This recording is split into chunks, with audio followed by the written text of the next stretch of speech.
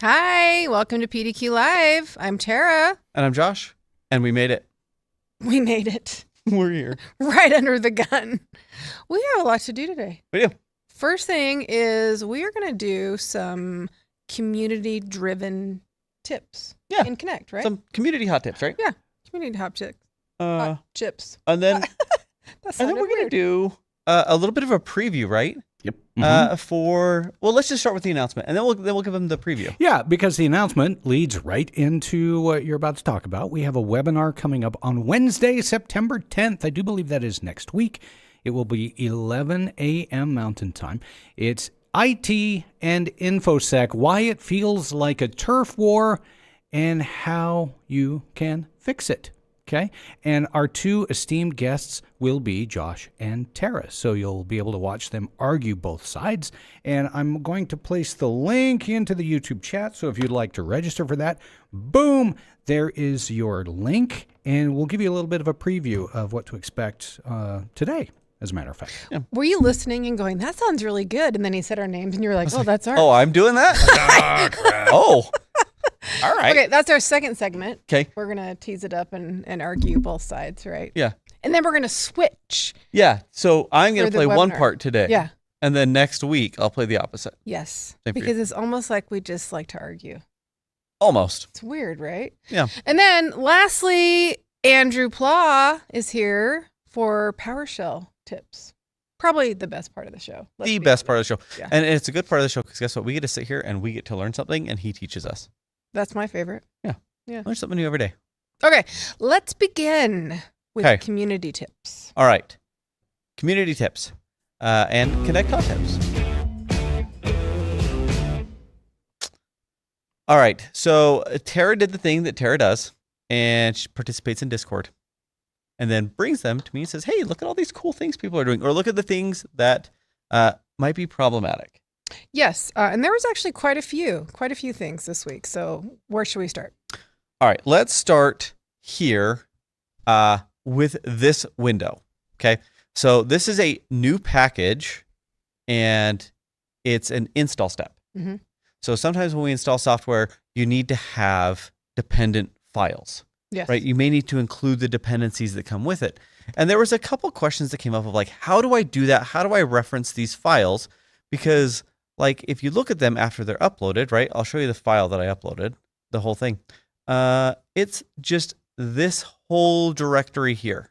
Mm-hmm. Okay, so it's from the desktop. It's called vmix desktop. It's NDI x64 x86. It's all of this crap. Yep. So I have an executable, but a bunch of stuff that needs to come with it. Yep. And if you look right here, like you can see the folder structure that Mhm. these end up in. Mm-hmm. And the question came up of like, how do I reference these? Mhm. Right? Because maybe I need to have the installer and I need to reference the .ini Mhm. for config, Mhm. or I need to reference something else. Mhm. Well, let's talk about where these actually land on disk on the target machine. Okay. Because we need to think about this from the perspective of that target machine. The files are there. They're in this unknown directory structure, and I don't know how to get to them back and forth, right? Mhm. So this is where they actually land on a target machine.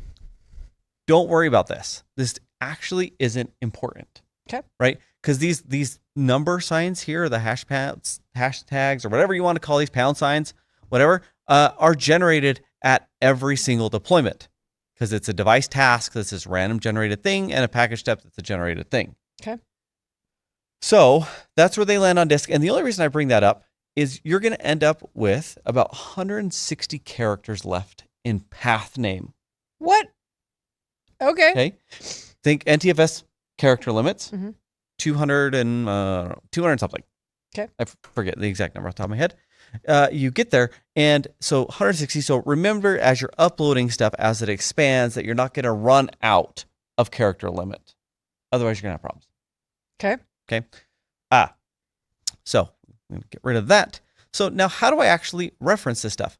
Well, as it lands in that directory, right? I'm going to have my installer.exe, and let's say I need to reference this, right? If it's in the same directory, right? I can specify, I've been in Macland too long, I do that all the time. file name, Okay.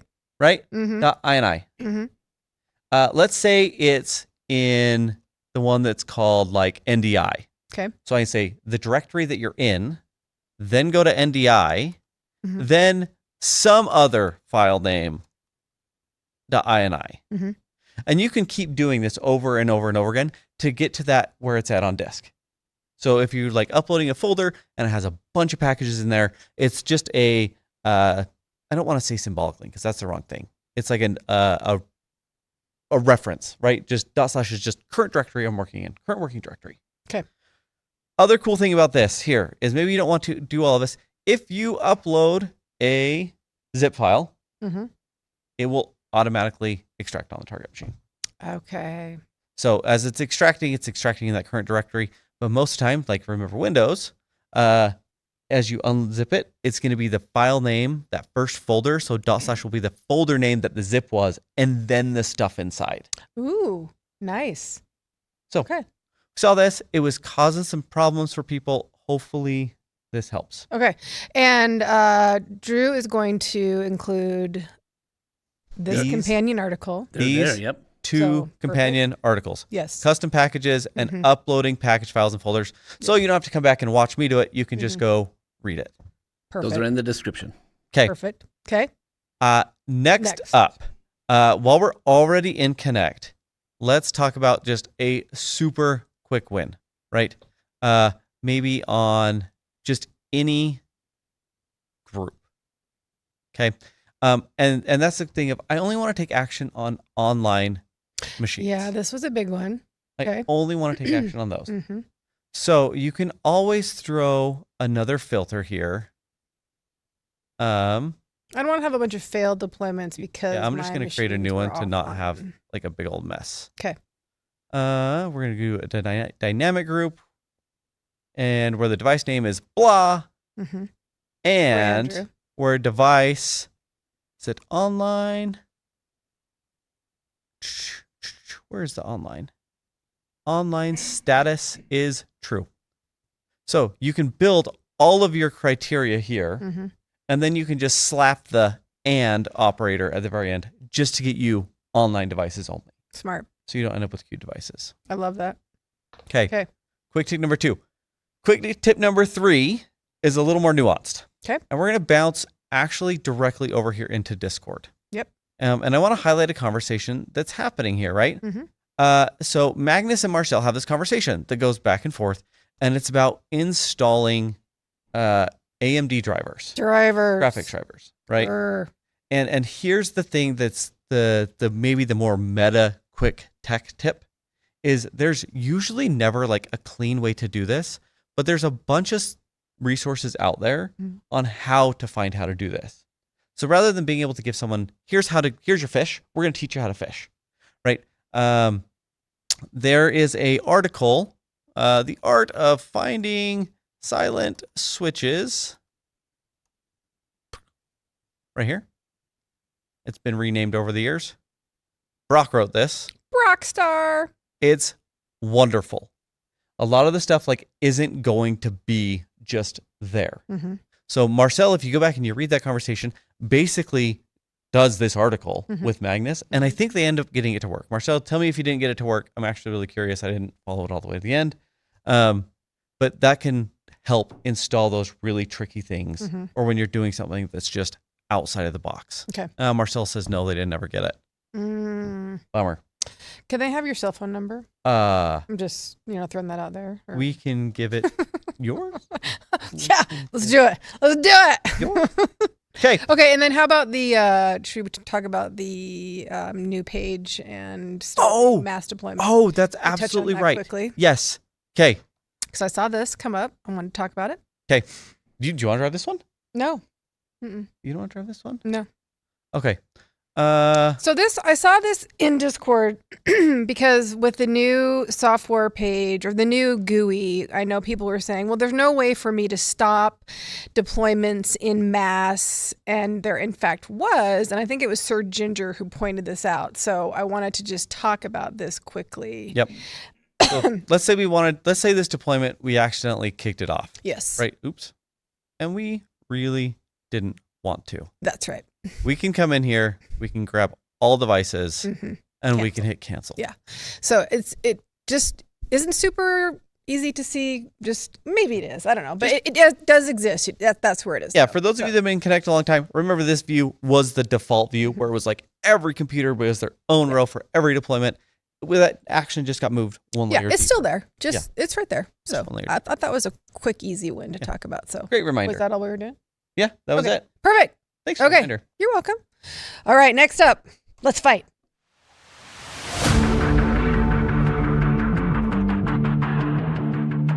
Hot takes.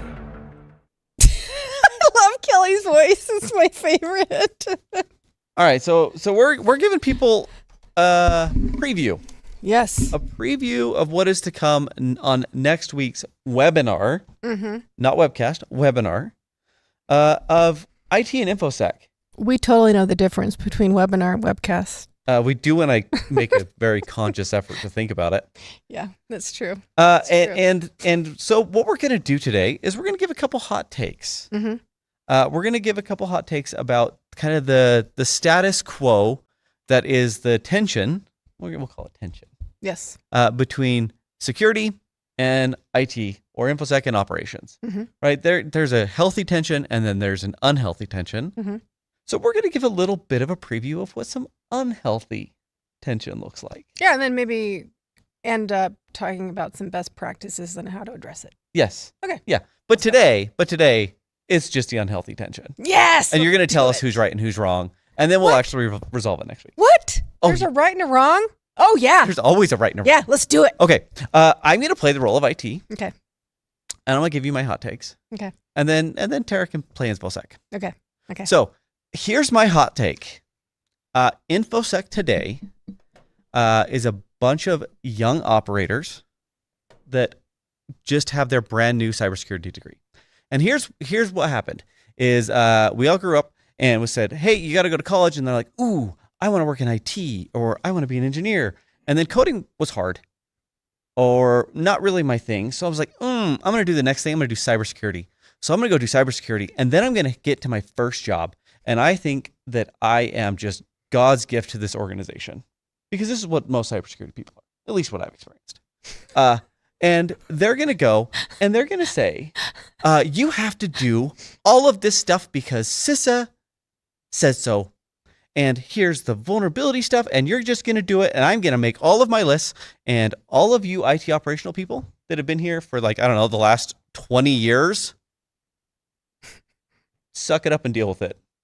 Check off my list. And that's what Infosec is today. There's no context. There's nothing. Okay, Infosec.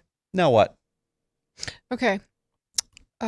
First of all, thank you for calling me young. I appreciate that. That's the first thing I want to say.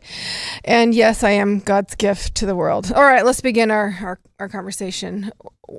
Part of getting these certs, as we all understand, is to get more money for our business. Can we agree on that? Sure. Yes. And the globalization of our company necessitated getting these certifications. So as an IT team, we all agreed on our new strategy. Did we not? Did we not all sit together at this table and agree upon these strategies that were kind of, not all the way, but kind of set forth for us? We all agreed upon these SLAs, did we not?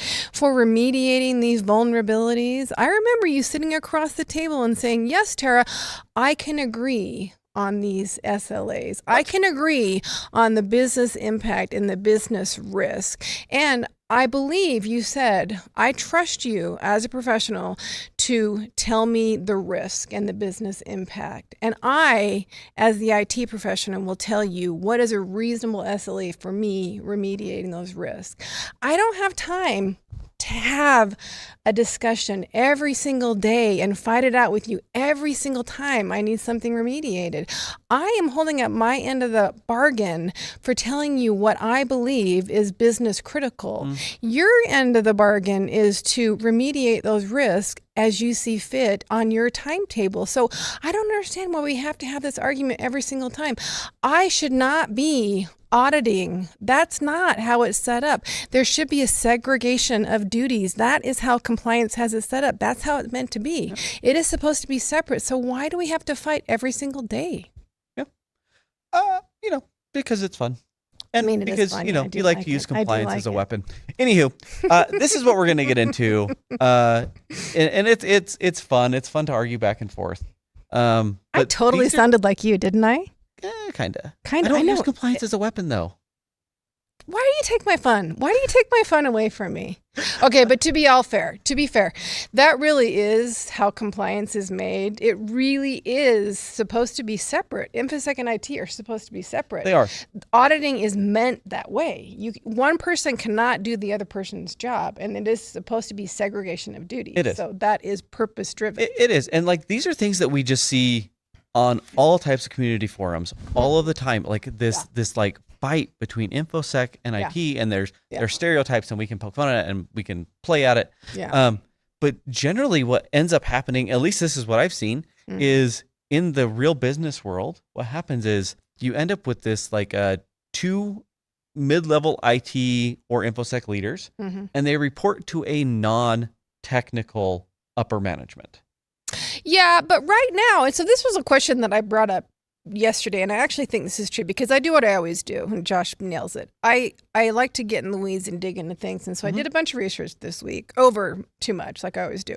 So in our company, Josh is the mediator. So he's the IT director, and so Infosec and compliance, and we didn't get into that yet, but we will. Yep. We will during the webinar. They both report to Josh. So when they're fighting and they're like, no, you need to remediate faster, and this is what I have to do for compliance, and I have to audit this, and when the auditors come back, I need to show that I remediated this in a timely manner. Josh is the one that says, okay, kids, play nice, and you need to do this, and this is what we all agree on. But I foresee that in 5 to 10 years, there will be a position that actually does that job, who knows both sides. That's what I think is going to happen. It should be someone with context, but oftentimes it's just not. It's a business person that reports to C-suite because it comes down to money. It's money. And if I'm that C-suite person or I'm that upper level management and I don't have the context, right? Of course I have to side with Infosec every time. It's money. It's my job to mitigate business risk. It has to be. Right. So in the webinar, we'll talk through what this actually looks like. Yeah. And if you're in this position, you find yourself in this position, what are some strategies you can implement to make this a symbiotic relationship and not make it the petty cat fight that it turns into so often? Because it actually matters. And I mean, I want to keep going, but we can't because it's time for Andrew's time. PowerShell Pro tips again. Well, I got some energy about PowerShell Pro tips. All right. Yeah, so I talk about PowerShell a ton. And if you've been around, you probably know that. We got PowerShell podcasts every single Monday, PowerShell Wednesday, every single Wednesday.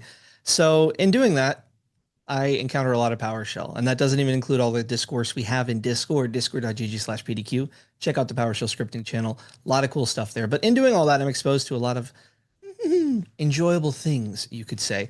And I'm going to share some things I've found in the last few weeks. Which is the right tab?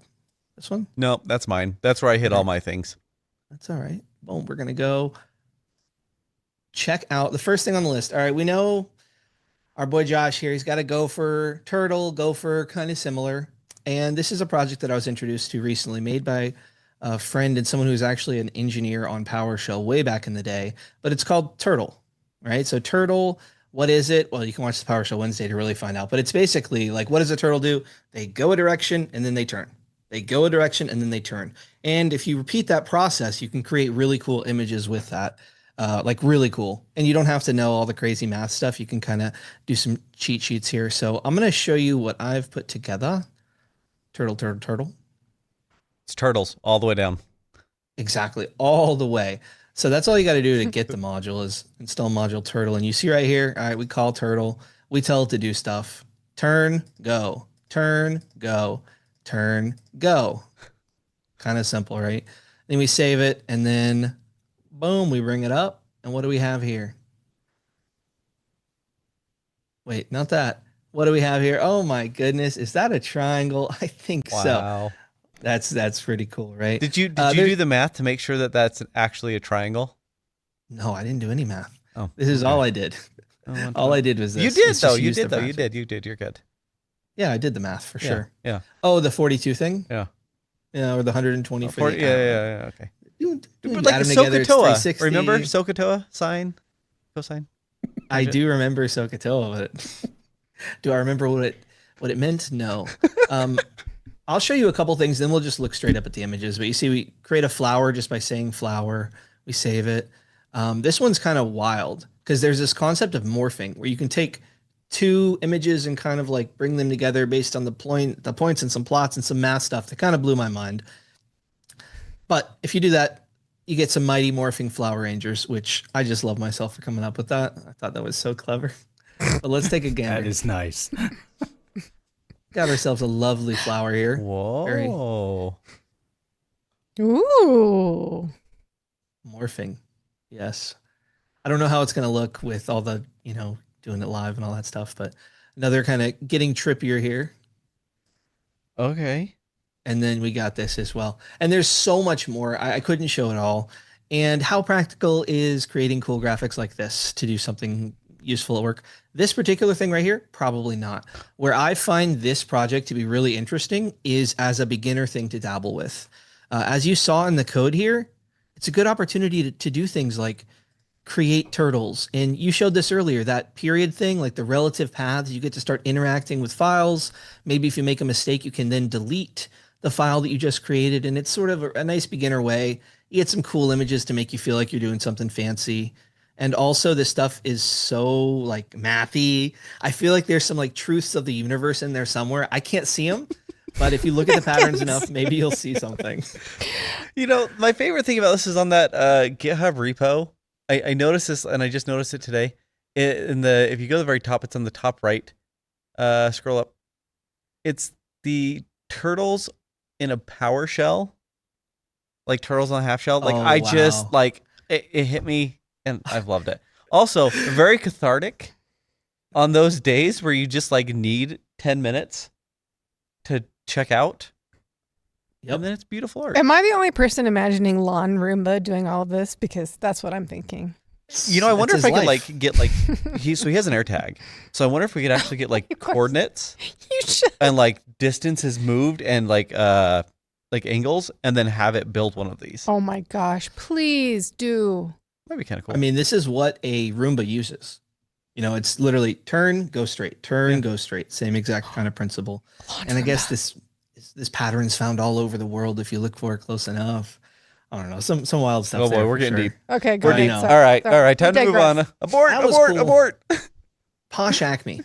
All right. So what is that? All right. Basically, it's a way to renew your ACME certs, like Let's Encrypt, which I think expires like every 90 days. Mm-hmm. So a way to kind of get some free certificate stuff going on for your website. You can go through the tutorial and get started. A lot of people use this with great success. There's a lot of articles out there if you want to adopt it, but maybe you didn't know this existed, and now you do. That is really cool. When did Let's Encrypt become popular? Because I remember that was like such a huge deal when people could make HTTPS for free. That was like maybe 7 years ago, 5 years ago. It seems like it was a long time ago, and then just picked up steam. It took, because you need projects like this to be able to automate it, or else you get the same thing where it's like, oh crap. Yeah. Well, and it's like the way the certs are getting rolled out anymore is just interesting, right? Like I remember the first certs that I was buying, like everyone was trying to buy the longest possible cert that I could because I just don't want to deal with it. Mm-hmm. And now the polar opposite flip of like, all right, our certs are actually just automated, so we're replacing certs every 30 days. Really? Yeah. Oh my god. Yeah, like we're replacing certs every 30 days. Hey. And it's just automated though. You don't even think about it. It's not the same like headache that it used to be. It's gotten easier as time goes on. All right, I think, what was I going to show next? Yeah, we got to show you something a little bit practical. I like the fun stuff, but let's show you a new tip that you may not have known. This is from a recent PowerShell Wednesday. We did lightning demos. A bunch of people gave 5-minute presentations, and Andreas Diekmann presented this about calculated properties. It's something that I think is super cool. So if you've been using PowerShell, you may know this select object thing, right? It's a way to select properties, make sure that your output includes certain things. So if we were to just run this right here, get child item on a given path, it's going to get all the results and then just return the name. Okay, so you see those are the names of all the files that are returned there. We can expand that with other properties, but this thing I'm showing you is calculated properties, which is where you start seeing all these weird characters and you might get confused when you copy and paste examples from the internet. That was my experience. I didn't even know what to call these, right? Calculated properties is what they're called. Squiggle lines. Exactly. But the squiggle lines is where the magic is. So you get this @ sign, you get a squiggle line, you get a closing one, you give it a name, that's simple, semicolon, a little confusing, then expression, and this is the important little squiggly right here. Boom, right there. That means you can run PowerShell code. So after you run a command in the select object, you can get other information, you can reformat, you can do anything you want. I'll show you a couple examples, but it's really good to know that the technique exists because some commands don't give you everything you want. You'll need to like query something else. Let's give that a shot. Look at that. Yeah. So now we have the size in megabytes, which we did some math. AI would probably give you that. And it gives you the size in megabytes. A lot of small files here. That's really cool, and that makes it a lot easier for like when you're getting items that have multiple properties and you don't like you know what they are, but you don't want to have to like load the entirety of the object. Yeah. You can like just specifically select the object and the one property you want. Yep. Super cool. Yep. And you can combine properties too if you want to like add a full name and you combine two names to come up with it, or your systems require something different. You can expand what PowerShell returns, which is cool. Similar concept here, right? We're going to get some files from the current directory, which is dot. We're going to select the name, the length. Length just means basically size. Then we're going to select, we're going to create a property called owner, and that's going to check the ACL for the owner of each file, right? That's something that, as you can see, we would have to call another command and like put things together, but all of a sudden in one line of code, we can query both commands, and you can see, look at this, we got a couple files. Shout out to Randy Marsh, holding it down with the extreme ownership that we love to see. Go, Randy. All right. Last little thing, you can combine multiples. At a certain point, it's probably not smart to combine so many. You should probably just approach it differently, but we'll just take the two previous examples, combine them together, see what we get. And there we go. We got the size, which these are very tiny files. We got the owner, and we got the standard stuff, the name and whatnot. So take that and run with it. That is some practical PowerShell for you there. Calculated properties, select object. Super nice. Cool. One more thing I want to show. This is again, I gave you that productive thing. I'm going to pull you back a little bit, maybe a little bit less productive, maybe a little bit more fun. We like nonsense. Go.